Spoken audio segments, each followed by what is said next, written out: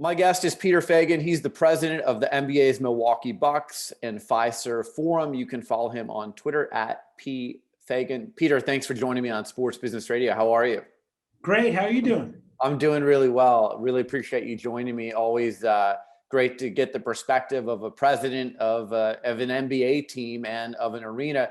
Let's start before we get into talking about the Bucks and Fiserv Forum with your background. You've worked at NetJets.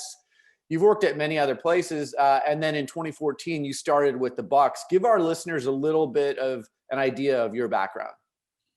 Yeah, so I'd say at a core, kind of like a real sales and marketing background, always on the revenue generating side. I started my career, basically at Six Flags theme parks, kind of in the marketing and sales, and evolved to Madison Square Garden, where I went on to run marketing on the Garden side and for the New York Knicks. And then spent a decade in private aviation, which was a kind of quick pivot, but same type of thing, taking great brands and really leveraging them and driving affinity and revenue. And then had a quick stop at Deluxe Entertainment and McAndrews and Forbes for years. And then kind of had this opportunity where I linked up with Mark Lazary, who I had known for a lot of years, and a weird connection with my identical twin brother who runs the school that all of his kids went to. And one day during a parent conference suggested maybe I join him as he looks at teams to buy. And that's how we got together. And as he started to look at teams, I was his front person to vet the opportunities. And lo and behold, Senator Cole in Wisconsin calls, and I go out to Milwaukee for the first time in my life, and we have an opportunity to buy an NBA team. And that's the short story of how I got to Milwaukee, Wisconsin, and kind of had the job of a lifetime and the opportunity to kind of build a district and a team and a brand that you usually kind of never have. Like it's really kind of a modern day startup. What a great story that is. Small world. But yeah, I mean, if you look at from the time you came on board in 2014 to now, there's probably no period of growth that's been greater for the Bucks than during, the last 7 years or so. Let's start with you're a small market club, right? So this isn't New York, this isn't Los Angeles or Chicago. This isn't the NFL. The NBA is structured differently. How do you operate as a small market club in the NBA? You operate mentality wise like a big market club. So you have to compete with everybody. So that's for everything from our ownership, realizing like we are not going to lose players. We are not going to lose executives. We are not going to use a competitive battle by lack of resources, by lack of capital investment, by what our facilities look like. So kind of with the general thinking of like, we are best of class. So we want to be innovators. We want to be leaders. It gives us like, we are on a platform of 30 teams that are on a global platform. And you kind of have the opportunity as media continues to expand and social media to expand that you can kind of erase those smaller markets. Like there's a revenue differential, no question about it, in what you can generate on a local level. But in today's NBA, to really think of yourself as a global brand changes the perspective of the way you attack the business. I think it's a great point you make. And you look at the fact that you guys re-signed Giannis to a max contract. You recently re-signed Jrue Holiday to a 4-year extension.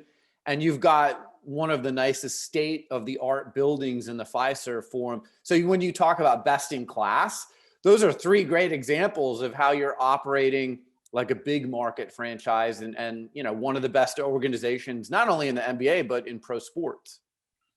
And it's setting the example. I mean, this is a people business. So this is also about, make no mistake, if Giannis didn't love the people and resourced everybody from the performance to the medical, to the legal, to the business, to the basketball, how do we build a community? How do we enrich kind of and make this a special place? I mean, that's really kind of the magic sauce is compete, on all the things you can control. And then really on the interpersonal side, make this a special place. I mean, the fact that we have Giannis extending, for 5 years and Jrue Holiday doesn't go to the free market and they say, we want to be in Milwaukee, right? Like, we want to live. And I always kind of tell people when we got here, there was one player out of 15 that owned a home in Wisconsin, and now, 13 of our players own homes in Wisconsin, and kind of this is their home. And this is the way so you think about the success barometers, like we've got revenue, we've got enterprise value, sometimes I think of it as like, oh, we got 13 players who own their primary residency in Wisconsin. Yeah, it is. It really is a people business. So how did you recruit Giannis? I mean, you have an advantage because he's already on the team. He's already exposed to the organization and what you're doing. You can offer him more money than anyone else. But at the end of the day, you've got to do some of the things that you just mentioned. Listen, the people, right? What's important to different people. And Giannis, for example, it's about winning, and his evidence that he wanted from ownership was like, what are we going to do to build a nucleus around him and kind of do this? Here's a superstar who's an MVP for 2 years. He wants to be here. He wants to compete, but he wants, an infrastructure around him that can compete for a championship. And that comes down to ownership really kind of saying to him, like, we're going to invest, like, we're with you, like, we want to, and putting the capital, right behind it, forging the relationships, renewing, we've got Chris Middleton, Jrue, Giannis, at a core. We're in a place that's in such rarefied space in pro sports where you've got a core of an NBA team that's going to be together for like 3 to 5 years. And we can start planning that now, which is incredible. Long ago, I used to work for the Portland Trailblazers. I'm based in Portland. I've seen the side of basketball and business working together. I've also seen from afar basketball and business. It's like two different organizations. It seems like the Bucks basketball and business are seamless. How do you create that?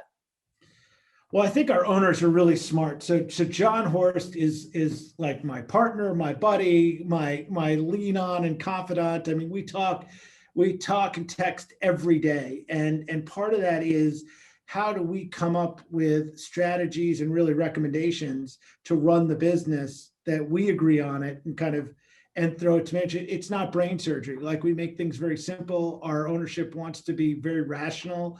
They want to know what the effects are. They want to know the risks, and they want to know what we back up and defend. And that's made us kind of naturally, a really fused partnership in what it is. And I think Coach Bud realizes the power of community and like what it means to be not just a part of a 15-member team or a 40-person basketball ops person, but it's there are 300 people, who work full-time, 1,500 people who work part-time, and it's really the engine, and there's power in feeling a part of it. Yeah. All right. We've been in a pandemic for a year plus. This is unlike anything any of us have seen. I've had CEOs and presidents on for the last year talking about how they're navigating through all of this. You've got a new state-of-the-art arena. You've got the Deer District. I know you have a little over 3,200 fans that are now welcome back to Fiserv Forum for home games. You've got your staff that you've got to manage from afar and sometimes in person. How have you navigated through all of this? Yeah, I think like in a kind of very transparent, real time way where we over communicate. We have like tried to really resource. It's really all about our employees, to be honest with you. Like in the beginning of the last 12 months, and even when you're not able to be reassuring, even when you can't forecast the future, I think we've done well by telling people we're all in this together and we're going to figure this out. And the truth is, there will be the future. We're an industry where there will be a future of NBA basketball and like what form it'll take. So we really spent kind of exhausted amount of time kind of rethinking the frequency in which we communicate, how do we communicate, and what we communicate in a big way. And it's actually brought us kind of closer together, but it's still, very foreign times, for all of us to think about how do we restart, how do we get people back in the office? Like, what is the sentiment of vaccinated versus non-vaccinated? And we've got a generation of folks now who are like kind of sitting there thinking like, boy, working from home probably wasn't that bad, like to get it. I mean, all these little nuances, and as a manager and an employer, you sit and kind of think like, we got to think about not only how to promote safety and like the live action of the game and restart this brand in a big way, because people have not experienced like the live product in a year, and that's a problem. Like people aren't talking about it, but that's a problem. We've got to think about how to really kind of mentally and psychologically get everybody on the same page to kind of restart it. So it's really fascinating. I mean, I think I might be a little delusional, but it's the learning curve of it has been like kind of fun and interesting to navigate what's never happened before. How is it going with fans back in attendance and, people coming back into the building again? Well, it's great. You realize very quickly, like we're in such a special business. Like this is about the fans. This is live action. This is real time experience. Like that's like what makes sports so great. Is it's the heart, it's the brain. These are not widgets. You're selling on a thing, and it's done well so far. I mean, we're relatively limited, like operationally, where because of social distancing and because of kind of different NBA protocols, we're really kind of capped out at the moment of about 3,300 fans, just because of the way we can scale the building. I mean, our expectation and hope is to get really 50% plus for the playoffs. And I'll tell you, even at 20%, like it makes such a dramatic difference to like hear humans, cheer. Yeah. Is great. Yeah. One of the things I'm talking with CEOs and presidents around the sports world with is, and I don't even know if anyone has the answer to this yet, but like I saw the Cincinnati Reds this week, they have a vaccinated section and it's $10 tickets and you've got incentives to sit in the vaccinated section. But then you've got the people who haven't been able to get vaccinated yet. How do you think that's all going to unfold for the next year or so, where you've got vaccinated fans and you've got non-vaccinated fans? I think it's our reality. I think vaccinated fans are going to be able to sit shoulder to shoulder. They're going to have more of a sense of confidence and safety. You're going to still avail people who haven't been vaccinated the ability to attend, kind of knowing what it is. And it's going to be, hopefully, depending on where variants are and everything else, hopefully this will be mildly like short term, where we're talking about how do we finish off this season, in the playoffs, with the hope of really kind of optimistically starting next season in October, very close to normal, where you're not segmenting sections. I mean, I think we're preparing for every scenario you could imagine. I don't know that mask mandates are eliminated anytime soon. I think we're kind of thinking to ourselves, we've got to get through 2021 and kind of like then look at what 22 looks like. What are some other new normals operationally that fans can expect? I mean, I think I saw where the NBA did a deal with Clear in the last week, and that will be part of fans attending games now. You can show, in your digital wallet where you've got your vaccination and your health records are in there. You can get your temperature taken, but it's going to look different than it did in 2019 when people attended live sporting events. Yeah, just assume everything that can be automated will be automated and kind of seamless, and being able to track beforehand. We will have the ability to like track vaccines, vaccinated fans and non-vaccinated fans. I would say a majority of stadiums and arenas will be almost primarily cashless. And what does that mean? I mean, you're now taking app ordering and pick up, and delivery, to the arena in real time. Like, not over the course of 5 to 10 years is there adaptation, but today there's adaptation. The same with digital ticketing, where that's really kind of forged over the last 5 years. Well, that's accelerated to close to 100%, after this period of time. And you're also thinking about the different ways, like we think about labor. I mean, now, when we train and we think about our labor cost, it's not just the housekeeping department to keep a building clean. Like, it is literally like, all hands on deck. What are our protocols? Like, how do we do safety? How do we stage training in a different way? So it really kind of affects everything. But I tell you, I think it's kind of an interesting place, because it's allowed all of us to kind of look at our business a different way and to really think, and I mean, our business went to zero like overnight. So right away, it's cost containment. How do we do this? And then it's all about like, well, what are best practices and how would we restart? So all of our brains, I think, are in the right direction. Seems like a lot of people are reimagining their business now, right? Yeah, I think it's like thinking about why can't you pre-order everything you might eat, your parking and your retail before you come? How can we customize an experience? How can we chat in real time? What does second screen look like in some arenas and stadiums? So it's kind of like I said, I think what's happened is the pandemic has really created an accelerant on kind of the advancement of technology, and seamlessness and customer communication. One of the other things that's changed in the last year is a lot of people have lost their jobs. Disposable income is not as great as it was before. So again, a lot of the people I've had on this show, we all have to put on our thinking caps to figure out what's the best possible value we can offer to fans because they don't have the disposable income that they had pre-pandemic. Yeah, appetites are going to change, and we've got to figure out what's digestible for everybody. So I think there's going to be a lot more customization in like ticket packages. I think there's going to be a lot more of pricing variations and options. I think variable pricing will be one of those things that you can really work with. But I think everybody in professional sports and entertainment has to take a very strong look at what the reality is like our business has attrited, over the last year. And there are a lot of numbers you don't know of like behaviorally, like who is coming back and who is not coming back. And we've got to prepare and we've got to build a new fan base to start. I mean, our mentality is, if there was ever a time to encourage, kind of younger fan base, like re-engage the passive fans to be adamant, it's like, what are those mechanisms we're doing? How do we get trial users to come in now, which we might not have been thinking about, a year ago with a very successful team on the court? What are some ways that you would engage the younger fan base and those trial users, as you call them?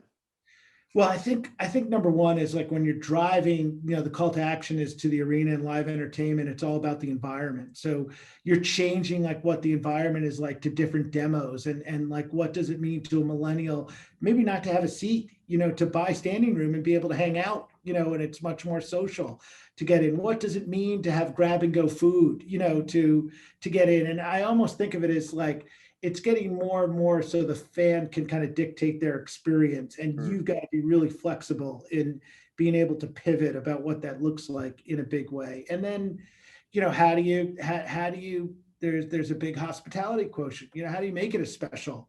How can you really kind of rethink the high end hospitality to a way that like reinvents the touch and the feel and the surprise and the delight? For people like me that have not been to the Deer District, describe it and how might it be different post-pandemic than it was when you built it and you envision, pre-pandemic? Well, you've got to close your eyes and click your heels and pretend you're in the most magical place. Now, the Deer District. So we've had this unbelievable opportunity to build a 30-acre district in the middle of like one of the country's, cities, and it doesn't exist anywhere else in the city. So number one, it's a destination, and think of like your living room destination, and how do you activate that? So no, on event nights, it is live wired. There are different experiences of restaurants, of bars, of interactive, of kids, of kid games, and how do you bring the action outside the arena as well? And then how do you really create it a cultural epicenter for the city itself? So whether it's your Kindle Fest, like during Christmas, your Fright Fest, like during Halloween, like whether it's your skating rinks, your yoga classes, you make it the destination. And then by the way we've built the infrastructure, we've got commercial buildings that people are working here. We've got residential buildings where they're living, and we've got a place that's like a safe, bright, well-constructed neighborhood that makes it attractive to go. So really for us, it's like, how do we continue to build the density like around it? And the crown jewel is the arena and Fiserv and the Bucks brand.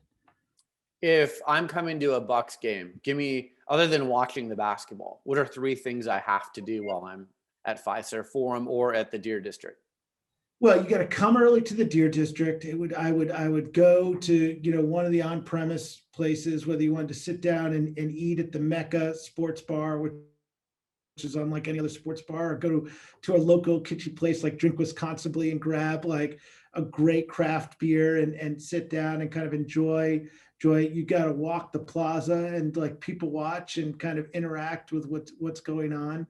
And then you've got to get in early and kind of understand like what we've really created is kind of 2 hours before the game is like, how do you enjoy, we open up our arena a little bit earlier than most, and how can people watch warmups? How can people walk? And we think we've got this, we've built kind of a beautiful infrastructure that we want people to explore and kind of see it. And the building is open to everybody. So you can navigate the entire building no matter what tickets you have, which is different than a lot of other arenas. So we want people to, go up to the upper concourse, understand like what the craft markets look like, what special foods we've got flipping out, what retail looks like in a big way. And then we want you to focus on the game and enjoy the game and what the entertainment is. And we are, try to keep like authentically basketball centric, like during gameplay. And then, at times like fun and sensory overload, like not during gameplay.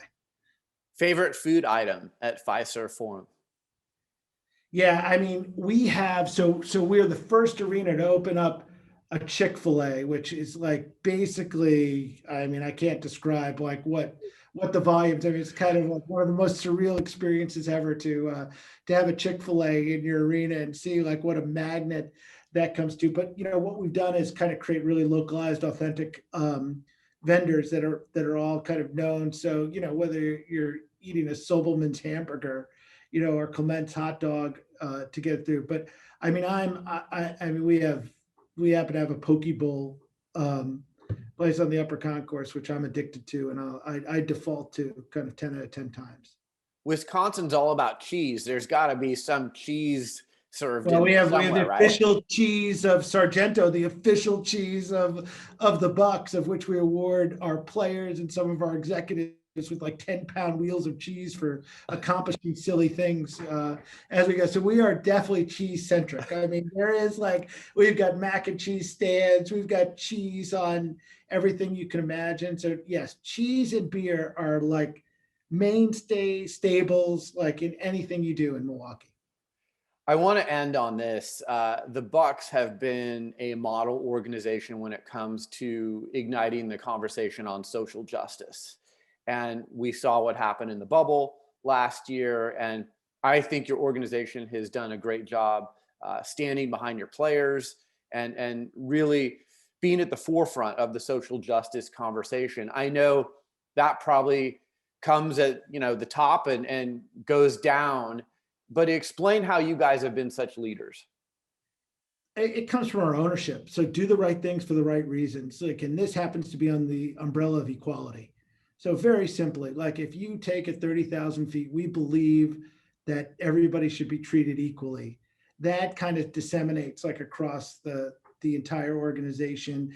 And how do we put our actions, our money, our passion behind that is all like part of it. So part of our culture is like, hey, you got to believe in that to work here. Like, to get it, like part of your working here is going to be involved in community, is going to be involved in, if you want to opt into our employee resource groups, if you want to opt into social justice and kind of get it, that's like part of, and that's really kind of when you talked about one of your first questions were basketball and business. So I think like one of the strengths we have is like when you're one cohesive unit, in both basketball and business, things like social awareness, social justice, equality, they become a lot easier because your people on the highest platform, the players are invested in it. They understand it. They know the institutions behind them completely. And then it just kind of, just accelerates and explodes from there. And that's kind of what happened, like we are, if you're within, the Buck circle, like we think it's rarefied space, and we kind of back up, defend, and resource, our entire family. I'm curious, more and more organizations are doing education and training around diversity, equity, and inclusion. Are you doing that, or do you really focus on hiring people that already embody those traits and kind of activating those traits once they're part of the organization? Yeah, so that's a great question. So I'll start that by saying, like, I think we thought we were pretty progressive, and I think we thought we were woke, and I think we realized pretty quickly, like, oh my God, we have a long way to go. Like, we are nowhere close when we think about education, when we think about awareness, when we, all these different microaggressions that can happen like differently on like a race-based. So we had to really think about it. I'm not a big fan of bringing in people outside because I think it's cultural. Like, I think, like, I'm the chief diversity officer, like, as are the management groups, as are the players, as are everybody else. So we've taken this period in COVID to almost think about it like business. How are we organized? What's our standard operating procedure? How do we recruit? How do we onboard? How do we continue to have recurrent training on kind of where everybody is and everybody's awareness of things like, systematic racism around it. So it's been a great learning curve for all of us. Like, again, I thought if you asked me a year ago, I was like, we're great. We know. Right. And what this year has really taught us is, like, we're nowhere close. Like, we got a long way to go, and we want to be leaders in like chipping away at racism in the country.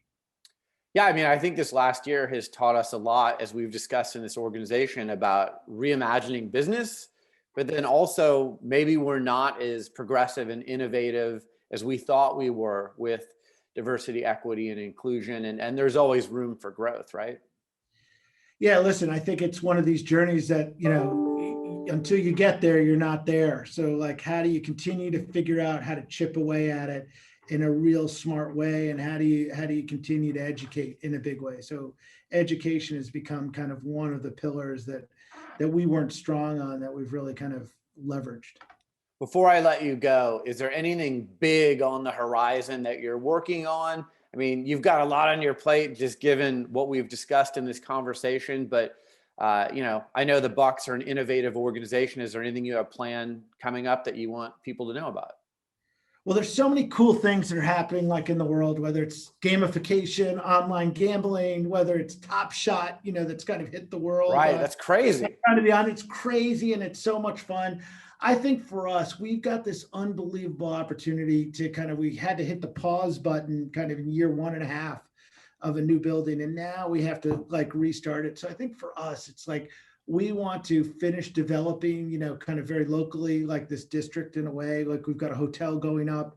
We've got some more residential going up. We want to change the experience. We think we've got this great opportunity to kind of redefine what a fan's experience is day to day. And that's all about people. Like, how do we, almost that Disney effect of, like, hey, we're going to invest so much in that field. And then, listen, on the court, it's about winning an NBA championship. And kind of like, how do you prepare for success? Like, in that, how could we leverage that to the next show? And then we're doing really fun stuff. Like, listen, we think we are a global brand. We're starting to market globally in Europe and Asia through social and some advertising, which is innovative and very cool. So we're surrounded. We've got so many great folks here that I kind of keep prodding to just kind of throw things against the wall and think kind of really creatively, and we've got a great opportunity. Like, we're in a good place to really grow, and the goal for us is growth.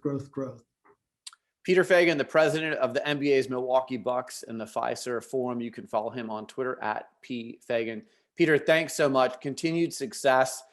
I'm rooting for you guys to get that NBA championship. I think you've been knocking on the door for a while now, and it'd be great to see you get it. Great. Well, thanks so much for the time. We really appreciate it. Go Bucks.